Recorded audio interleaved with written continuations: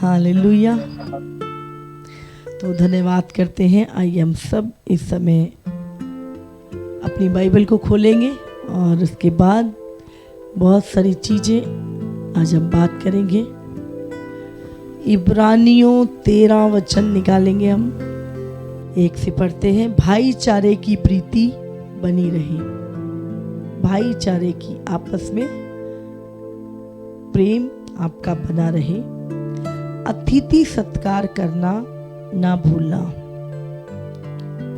मैं बता रही थी पवित्र आत्मा से भरे हुए लोग कैसे होते हैं। आत्मा से भरे हुए लोग आत्मा के फलों से भरे होते हैं। हालेलुया। परफेक्शन जब आती है तो आप आत्मा के फलों से भरते हैं। फिर आप क्या करते हैं? आपस में प्रीति रखते हैं। अतिथि सत्कार करना ना भूलना, क्योंकि इसके द्वारा कुछ लोगों ने अनजाने में स्वर्गदूतों का आदर सत्कार किया है। हालेलुया। आप जानते हैं दूतों की भी कैटेगरी है।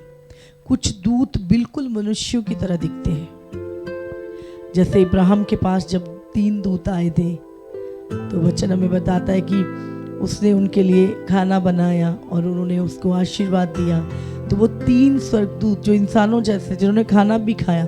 तो बहुत बार आपको पता भी नहीं होता कि स्वर्गदूत आपके घर में विजिट कर जाते हैं। और अगर आपको अरे क्यों आ गए मेरे घर में, मुझे चाय पिलानी पड़ेगी इनको, तो अगर आप कुड़कुड़ाने वाले हैं तो ध्यान रखें। हालेलुया। इसलिए प्रभु कहता है, बट हमारा जो इंडियन कल्चर है तो हमें पता है अतिथि सत्कार का, क्योंकि बचपन से हमें सिखाया भी जाता है। बहुत अच्छी चीज़ है, बट आजकल की जो जनरेशन है ना, वो भूलती जा रही है अतिथि सत्कार करना। कोई घर में मेहमान आता है और हम बैठे हैं अपने कमरे में अपना फ़ोन लेकर। मम्मी को कहना पड़ता है नमस्ते बोलो, अंकल आए हैं। ये ज़माना आ गया है। पहले घर में मेहमान आने होते थे तो पहले से पता होता था इस दिन इतने बजे। और तो लिखा है अतिथि सत्कार करना ना भूलना। आप जानते मेरी एक प्रेयर होती थी हमेशा। मैं प्रभु से एक ही चीज़ मांगती थी, प्रभु मेरे घर में से कभी कोई भूखा ना जाए। और मेरी हमेशा यही होता था कि प्रभु जब भी मेरे घर में कोई आए तो मेरे पास कुछ हो उसको देने के लिए। और प्रभु का धन्यवाद करते हैं, मेरी आज भी आदत है। और मैं हमेशा अपने घर में अपने फ्रिज में 4-4 सब्जियां बना के रखती थी। आटा गूंद के रखना, ये चीज़ें कि कोई भी आए, आधी रात को भी मेरे घर में अगर 10 लोग आ जाए तो मेरे घर में खाना होना चाहिए, मेरी टेबल पे खाना होना चाहिए। और कोई भी किसी भी कुछ भी चाहिए घर में अवेलेबल होता था। और ये मेरी प्रार्थना होती थी हमेशा कि प्रभु जब भी मेरे घर में कोई आए तो किसी चीज़ की घटी ना हो, और सचमुच कभी भी नहीं। और वही चीज़ें प्रभु हमारी छोटी छोटी चीज़ों को, आदतों को हमारी देखता है प्रभु ना।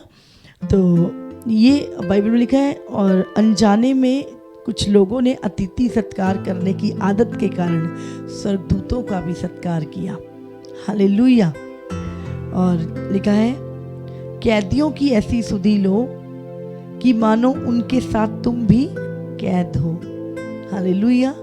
अगर कोई कैदी है, कोई बीमार है ना, प्रभु कहता है उसकी सुधि लो जैसे तुम कैदी हो। और जिनके साथ बुरा बर्ताव किया जाता है, आप देखते हैं बहुत सारे लोगों के साथ बुरा बर्ताव किया जाता है। संसार के लोग तो कैसे, बहुत सारे लोग अपने काम वालों को पीटते हैं, मारते हैं।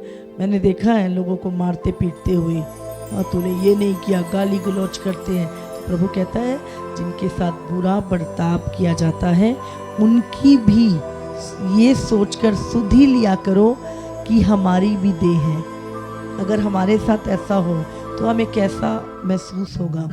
अगर आपको अपने से ज़्यादा प्रेम करते हो तो आप कभी भी नहीं कर सकते, लेकिन जब आप अपने से ज़्यादा अपनी देह के समान किसी से प्रेम करते हो तो आप कर पाते हो। फिर आप माफ़ भी कर सकते हो, फिर गले भी लगाते हो, फिर आपको पता है कि नहीं ठोकर का कारण नहीं। तो बाइबल में लिखा है कि ठोकरें लगना लाजमी है, पर हाय है उस व्यक्ति के कारण जिसके कारण ठोकर लगती है। तो हमें ठोकर का कारण नहीं बनना। हालेलुया। तो यहाँ पे लिखा है कि तुम जिससे बुरा बर्ताव किया जाता है तुम उसकी सोच समझकर सुधि लिया करो कि हमारी भी देह है। विवाह सब में आदर की बात समझी जाए और विवाह बिछौना निष्कलंक रहे। ध्यान से सुनिए, ये प्रभु कह रहा है आपसे, है ना। विवाह बिछौना क्या है? निष्कलंक रहे। इसका मतलब क्या है कि व्यभिचार से बचे रहें। शादी से पहले व्यभिचार, हाँ, शादी के बाद व्यभिचार। तो प्रभु इन चीज़ों से क्या कहता है? विवाह का जो बिछौना है वो निष्कलंक रहे, क्योंकि परमेश्वर व्यभिचारियों और पर स्त्रीगामियों का न्याय करेगा। आप जानते हैं परमेश्वर व्यभिचारी और पर स्त्री गमन करने वालों का न्याय करेगा। और अगर आप बाइबल पढ़ते हैं तो आप देखते हैं कि कितना अधिक व्यभिचार के बारे में बाइबल हमें बताती है, कितना अधिक पर स्त्री गमन के बारे में बताती है, कितना अधिक हमें समलैंगिकता के बारे में बताती है। बाइबल हमें कितना अधिक बहुत सारी चीज़ें हैं। आप पशुओं के साथ, अगर आप लैब व्यवस्था पढ़े, प्रभु ने वहाँ पे 2 पूरे चैप्टर ही अडल्ट्री के विषय में लिखे। तो उसके साथ व्यभिचार न करना, वो तेरी बहन है, उसके साथ मत करना, वो तेरी भाई की देह है, वो तेरी भाभी तेरी भाई की देह है, तेरी पिता की देह है। तो कितना सारा उसमें लिखा है। तो इसका मतलब परमेश्वर बहुत घृणा करता है इस गुनाह से। इसलिए प्रभु कहता है विवाह का बिछौना निष्कलंक रहे और परमेश्वर व्यभिचारी और परस्त्रीगामियों का न्याय करेगा। आगे लिखा है तुम्हारा स्वभाव लोभ रहित हो और जो तुम्हारे पास है उसी पर संतोष करो, क्योंकि उसने आप ही कहा है मैं तुझको कभी ना छोड़ूंगा और ना कभी तुझे त्यागूंगा। आप सोचो अगर ये वायदा आपके साथ है कि मैं तुझे कभी ना छोड़ूंगा और कभी ना त्यागूंगा, कभी नहीं छोड़ूंगा, तो आपको डरने की क्या जरूरत है? अपने भविष्य को लेके इतनी चिंता काहे के लिए करनी है, जब इतना महान परमेश्वर, पूरी कायनात को बनाने वाला परमेश्वर आपका पिता बन चुका है और जो कहता है मैं तुझे कभी, मतलब कभी नहीं छोड़ूंगा, कभी तुझे त्यागूंगा नहीं। वो परमेश्वर आपसे वायदा कर रहा है और हम लगे हैं अपने बुढ़ापे तक की चिंता करने। जो परमेश्वर कहता है तू कल की चिंता भी मत कर। और यहाँ पे प्रभु क्या कह रहा है कि तुम्हारा स्वभाव लालच से भरा हुआ ना हो, तुम्हारा स्वभाव क्या है? लोभ रहित हो।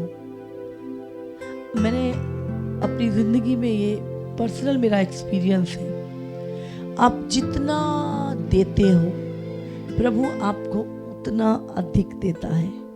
अगर आप एक अच्छे भंडारी हो, हाँ, आपको परमेश्वर ने जो दिया है उसको सही रीति से इस्तेमाल करना आता है, हाँ, एक अच्छे भंडारी अगर आप हो तो प्रभु आपको बड़ा भंडारी बनाएगा। हालेलुया।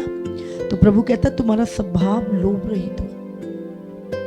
आप जानते हैं मैंने इन चीजों पे जय पाई। बहुत बार ये चीज मुझे बड़ी पसंद है, ये सूट मुझे बड़ा पसंद है, ये खाना मुझे बहुत पसंद है। आप जानते हैं बहुत सारी ऐसी मेरी फेवरेट चीजें जो मुझे बहुत पसंद होती थी और वो चीज दूसरे को भी पसंद आ जाती थी, दूसरे को भी पसंद आ जाती थी। और एक बार मन होता नहीं नहीं नहीं करना, नहीं देना, लेकिन उस टाइम मेरे हृदय में एक भारी बन आ जाता था। मैं कहती नहीं, मुझे जय पानी है इस चीज़ के ऊपर, और मैं होती कोई बात नहीं, ले जाओ इसको। मैंने उन चीज़ों के ऊपर जो हमारे मन में क्या होता है, किसी भी तरह का लोभ, छोटी छोटी बातें, छोटी छोटी बड़ी बड़ी चीज़ें नहीं होती, वो छोटी छोटी चीज़ें होती हैं। अगर आपने छोटी छोटी चीज़ों पे जय पाना शुरू कर दिया, मैंने इतना किया, और जैसे ही मैं उस चीज़ को करती थी, प्रभु उससे बेस्ट चीज़ थोड़ी देर बाद ही हो जाता था। आपको पता है, आप जब प्रभु में चलते हो, प्रभु में जो चलना है वो चर्च गए, चमत्कार देखे, आ गए। मसीह लाइफ ये नहीं है। मसीह लाइफ में आपको वचन को प्रैक्टिस करना है। बाइबल में पौलुस कहता है तुम मसीह की पत्री हो। जो पुराने समय में जो पत्रियां थी, जो व्यवस्था थी, वो पट्टियों पे, पत्थर की पट्टियों पे लिखी गई थी, पर अब जो प्रभु ने अपना वचन लिखा है वो हमारे हृदय पे लिखा है, हृदय पे। तो हमारा स्वभाव, हमारा कैरेक्टर, हमारी चीजों को लोग पढ़ते हैं, वॉच करते हैं। हालेलुया। तो छोटी छोटी चीजें हैं जिस पे हमें, जब हम प्रैक्टिस करना शुरू करते हैं तो एक टाइम आता है, प्रभु हमें और देता है, और हम उन चीज़ों को, हमारा स्वभाव फिर हमारे पिता जैसा हो जाता है, प्रभु जैसा हो जाता है। फिर हम यीशु में अंश अंश करके बदलते जाते हैं। तो प्रभु कहता है तुम्हारा जो स्वभाव है वो लोभ रहित हो, और जो तुम्हारे पास है उसी में संतोष करो, है ना, जो तुम्हारे पास है। प्रभु धन्यवाद, आपने मुझे एक कमरे का घर दिया प्रभु, कम से कम छत तो है प्रभु मेरे पास, हजारों लोग हैं जिनके पास। धन्यवाद प्रभु, आप धन्यवाद करते हो हर छोटी चीज के लिए, आप धन्यवाद करते हो प्रभु। आज मैं अपने घर में हूँ, किसी हॉस्पिटल में नहीं हूँ प्रभु। धन्यवाद प्रभु, आपने मुझे अच्छे बच्चे दिए हैं, लोग तरसते हैं प्रभु बच्चों के लिए, आपने मुझे ब्लेस्ड फैमिली दी है प्रभु, आपने मुझे आज का खाना दिया प्रभु। आप संतोष होता आपको आपके अंदर ना, मैंने देखा जो लालची लोग होते हैं, लोभ वाले लोग होते हैं, वो हमेशा एक उतावलापन उनके अंदर रहेगा, एक बेचैनी रहेगी, एक अजीब सा हृदय रहता है उन लोगों का। जब आप हमेशा शांत रहते हो, जब आपका स्वभाव लोभ रहित होता है, आप काम करते हो बट आपके मन में कोई लालच नहीं होता है। और आपको बता रही हूँ, लोभ रहित स्वभाव को यीशु के सामने कितना बड़ा लोभ शैतान लेकर आया। ये पूरी दुनिया का धन, किंगडम, पूरे संसार का मैं तुझे दे दूंगा, गिर के मुझे प्रणाम कर। यीशु ने कहा नहीं, मैं अपने पिता परमेश्वर को ही प्रणाम कर।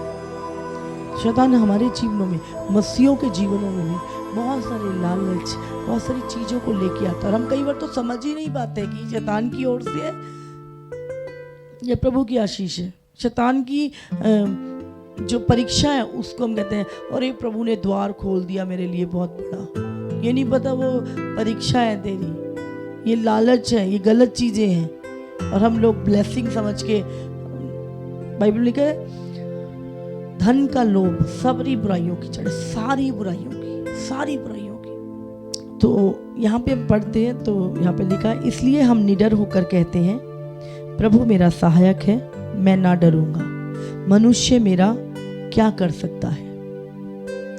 इसलिए हम निडर रहते हैं। हाँ, प्रभु मेरा सहायक है। मेरा सहायक मेरा पैसा नहीं, लोग नहीं, संसार नहीं, मेरा सहायक मेरा प्रभु है। हाँ, इसीलिए मैं ना डरूंगा, मनुष्य मेरा क्या कर सकता है। हालेलुया। तो आज क्या है, लोगों का पूरा समर्पण नहीं है परमेश्वर को। हम बातों से तो कहते हैं पर हमारे जो काम है वो दिखते नहीं है वैसे, इसीलिए बड़ा झूठा सा लगता है चलना ना। हमारे अभी तो हम प्रभु की बड़ी बड़ी बातें कर रहे हैं, बड़ा विश्वास, बड़ा मिरेकल, बड़ी चीजें, ऐसा लगता है हम कितने स्पिरिचुअल हैं। और थोड़ी देर बाद हम बेचारे बन जाते हैं, हमारी बातों में बेचारापन आ जाता है, लगता है हमसे दुखी कोई है नहीं। अरे आप 24 घंटे प्रभु की संतान हो, 24 घंटे खुदा की नजर तुम पे है, 24 घंटे खुदा तुम्हारी सुधि रखता है। अपने प्रभु ने कहा तुम्हारे मन के नए हो जाने से तुम्हारा चाल चलन भी बदलता जाए। अपने विश्वास का प्रमाण दो। पौलुस कहता है प्रमाण दो, विश्वास करते हो कि नहीं। विश्वास एक्शन लेता है, विश्वास बोलता नहीं, सिर्फ विश्वास एक्शन भी लेता है। हालेलुया। तो पूरा समर्पण ना होने के कारण आज बहुत सारे लोग प्रॉब्लम में हैं। प्रभु ने कहा पूरा समर्पण। हम क्या है, हम यीशु के लहू से मोल खरीदे हुए लोग हैं। जब आप कोई भेंट वेदी पे चढ़ा देते हो, फिर वो भेंट आपकी नहीं रहती, वो प्रभु की है। अब प्रभु उस भेंट के साथ कुछ भी करे। इसी तरह जब हमने अपने जीवन को यीशु को दे दिया कि प्रभु अब मैं तेरा हूं और जिंदगी भर तेरे पीछे चलूंगा, तो अब ये शरीर तुम्हारा नहीं है, ये प्रभु का है, उसे काम करने दो। आप जानते हैं रुकावट शैतान नहीं, रुकावट हम खुद हैं अपनी लाइफ में। आज शैतान काम कर रहा है, अब कहाँ नहीं है शैतान। आप जानते हैं लोग कहाँ हैं आज। लोग आपको यूनिवर्सिटी में मिलेंगे, बहुत सारे लोग आपको स्कूलों में मिलेंगे बच्चे, बहुत सारे लोग आपको रेलवे स्टेशन पे मिलेंगे। तो जहां पर भी लोग हैं, आप जानते हैं शैतान उन जगहों पर वो भी क्या करता है। आप देखो लोग पढ़ाई क्यों कर रहे हैं, क्यों डिप्लोमा कर रहे हैं, क्यों डिग्रियां कर रहे हैं, ताकि वो सेकुलर वर्ल्ड में जाकर काम कर सके। हालेलुया। वो दुनिया के सिस्टम को संभाल सके। आप जानते हैं शैतान भी इसी तरह अपनी फोर्स को ट्रेड करता है। हम देख रहे हैं शैतान हर जगह पर कार्य कर रहा है। हमें क्या करना आज, बहुत सारे लोग चर्च जा रहे हैं, अच्छी बात है, चर्च जाके हम क्या कर रहे हैं। हालेलुया। आज बहुत सारी मैं चीजें देख रही हूँ इन दिनों में। हम चर्च जाते हैं, मिरेकल हो रहे हैं, प्रोफेसी हो रही है और बहुत सारी चीजें हो रही हैं। बट क्या चर्च केवल इन्हीं चीजों के लिए है? बाइबल कहती है कि चेले भी ये चीजें करते थे, पर लिखा है परमेश्वर का वचन मजबूत करने के लिए ना। ये चीजें वचन से पहले नहीं है, वचन को मजबूत करने के लिए प्रभु चिन्ह चमत्कार करता था। पर आज हम देख रहे हैं वचन लाइफ से निकलता जा रहा है लोगों के, और केवल चिन्ह चमत्कार रह गए। इसीलिए कलीसिया एक डेंजर जोन में है इस टाइम पर। समझ रहे हैं आप? हम यीशु मसीह ने कलीसिया से वो चौकियां, वो पीढ़े उलट दिए। यीशु ने क्या बोला? मेरे पिता का घर प्रार्थना का घर है, तुम इसे डाकुओं की खो ना बनाओ। हालेलुया। जो परमेश्वर का जो चर्च है वो प्रार्थना का घर है। कितने लोग प्रार्थना कर रहे हैं आज? ये अंतिम समय में यीशु ने कहा प्रार्थना करो कि तुम परीक्षा में ना पड़ो। कितनी प्रेयर लाइफ है आज लोगों की, कितना हम प्रार्थना कर रहे हैं। चर्च प्रार्थना करने का स्थान है। आज लोगों को बोलो जी 3 दिन की प्रेयर है, आ जाना। ओ जी पास्टर जी कहाँ, हमें हमारे पास टाइम है, हम तो बड़े बहुत बिजी रहने वाले लोग हैं, हम चर्च आते, यही बहुत बड़ी बात है। समझ, एहसान कर रहे हैं। यीशु ने कहा यूहन्ना पतरस प्रार्थना के लिए तीसरे पहर प्रभु के मंदिर में जा रहे थे। यीशु मसीह पिता के घर में जाता था।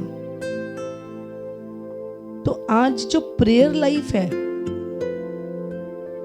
चर्च क्या है? प्रार्थना घर, प्रार्थना का घर। कितने लोग चर्च जाके प्रार्थना कर रहे हैं? संडे भी जाते हैं, प्रोफेसी सुन ली, बस मिरेकल देख लिए, आराधना कर ली, चलो जी घर। कितने लोगों की प्रेयर लाइफ आ सकती है? मैं आपको बता रही हूं, खतरनाक है ये चीजें। कलीसिया एक डेंजर जोन में है, जो सिर्फ और सिर्फ कलीसिया में एक मनोरंजन देखने जा रहे लोग। आज किसके लिए प्रोफेसी हुई, आज कौन चंगा हुआ, क्या इतना ही है चर्च? चर्च एक प्रार्थना का स्थान है, जहां जो चर्च प्रार्थना और उपवास में नहीं है वो धोखा खाएगी। केवल फायर से नहीं चलेगा, ऑयल भी चाहिए। ऑयल और फायर दोनों चाहिए, समझ रहे हैं आप? वो भी चिन्ह चमत्कार, एक फायर और ऑयल प्रार्थना। हालेलुया।